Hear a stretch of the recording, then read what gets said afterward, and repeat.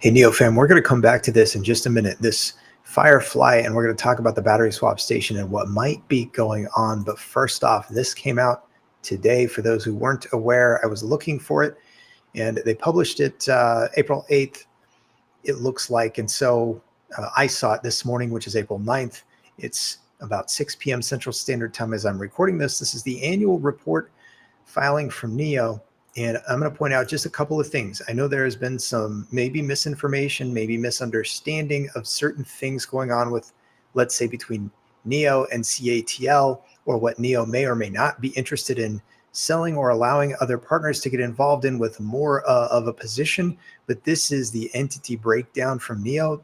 This is on page 8, and it's page 8 up top of the 746. I will link the annual filings so you can come back and look at this as well. But I want to point that out so that you can check into it yourselves.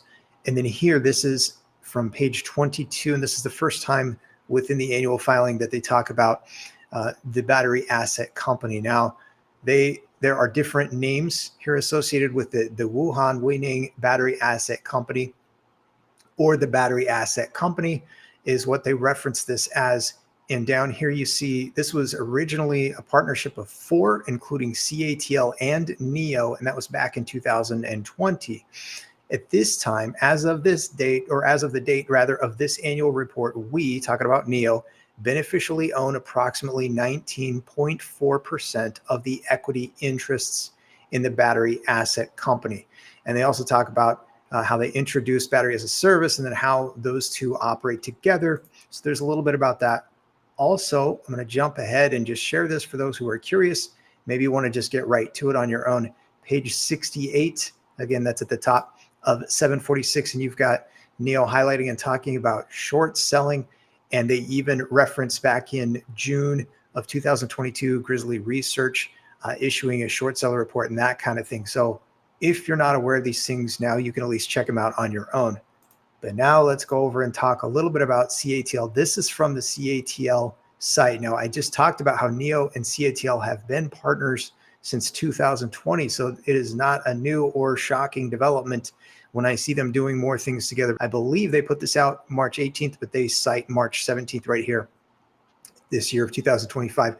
And they talk about how CATL will support NIO in developing the battery swapping network, while its Choco Swap technical standards and network will be introduced to the subsequent newly developed models of Firefly, NIO's new brand. And that's the most affordable sub-brand for NIO.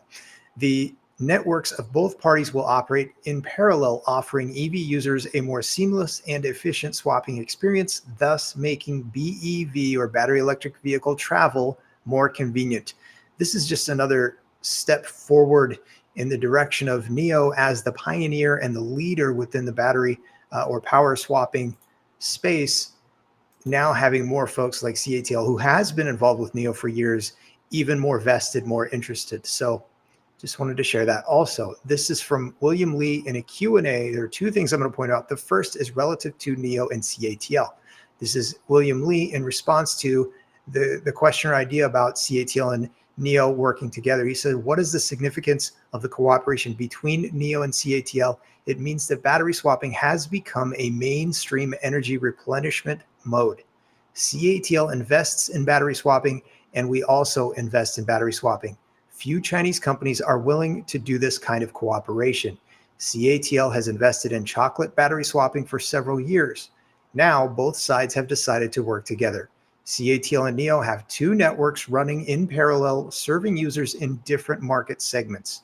NIO focuses on the mid to high end, while CATL is mainly economical because its chocolate battery cost is cheaper. The battery swap track is a bit similar to the 2 oil companies. So there's kind of the overview of the energy as he sees it. He goes on and talks more in depth, but that's the point that I wanted to kind of highlight. Here's the other thing. This may be the teaser, and then we're going to go back to Firefly and that photo and talk a little bit about that. This is in the Q&A section further on in that same media event. Both Li Bin and Qin Lihong, I want to cover what both of them said here. First off, William Lee says, our 4th generation station is compatible with NIO and Ladao, or Anvo, and the 5th generation station will be compatible with Firefly. The Battery Swap Alliance originally signed a framework agreement. The second stage is to enter the long-term platform planning. The third stage is to install it in the car. We communicated with them and put Ladao or Onvo's battery pack into their long-term planning so that if they want to adapt a certain model, they can spend tens of millions of RMB to adapt a car and integrate it with the platform planning of each car. But this is the teaser from Qin Lihong, and I'm going to offer my thoughts once we get to the end of it. He says, there is one thing that people don't understand. People think that the specifications of battery packs have increased and whether the battery swap stations can handle it. In fact, the compatibility and dispatching capabilities of our fourth generation stations are far from reaching their limits. Now, when I saw that, I remember thinking maybe the fourth generation are actually going to be compatible for Firefly before we see the build out of the Firefly swap stations, whatever that looks like, and or in tandem or in conjunction or with this partnership idea of CATL providing them.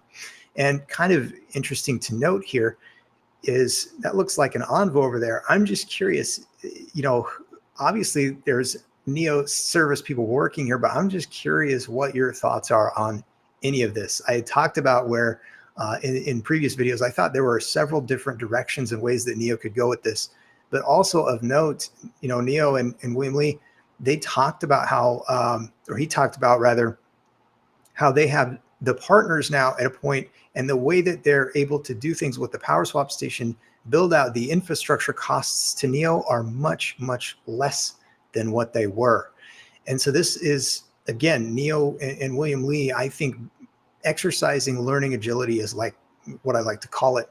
And that is pivoting and learning along the way, obviously, as they're growing and becoming more established and mature and known. And as the partners are more interested to get a piece of this future energy play, I just think we're going to see more collaboration. It's what I expect from here on.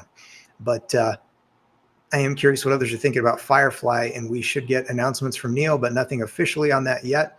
Also, with some of the rumor mill that goes around, I don't really get too hung up on it unless or until I see something from NIO or one of their partners actually speak on it. So I know some people were in the comment section asking about different things, but that's kind of my take. It's simple, but I find it fairly effective, and I don't mind waiting. I'm not trying to break news, especially if I could be wrong about it. So in most cases, I'm just digging and looking and then looking for NIO to validate or verify something. How about this? In yesterday's video, I talked about how there were only about 50,000 posts and that I expected there to be more noise around this sort of topic. And we've got the back and forth going on. I also mentioned, and this is still in my mind, TikTok. TikTok had a 90-day extension. It's this, I call it posturing. And so whichever side, however you want to think, I'm less concerned about that. I'm just sitting back watching. We have over 500,000 posts. There is more interest. I expect there to be more interest moving forward. I expect it to get louder. We'll see what happens in the meantime within the markets, if we'll have more craziness ahead or not. It's certainly possible. I won't be surprised if we see more craziness, but that's just a little what I'm thinking. I'm very excited for Firefly and the pricing with battery as a service to be announced for Firefly. Is it going to be a 14,000 price point? Now I'm talking about US dollars, $14,000. Will it be cheaper than that? What do you think? Any thoughts on that? I want to hear from others, but let me get this thing up and out. Wow, I went kind of long on this one. So I will create timestamps so that it'll be easier to navigate this video. Thanks for stopping by and sticking around to the end. I'll see y'all again very soon.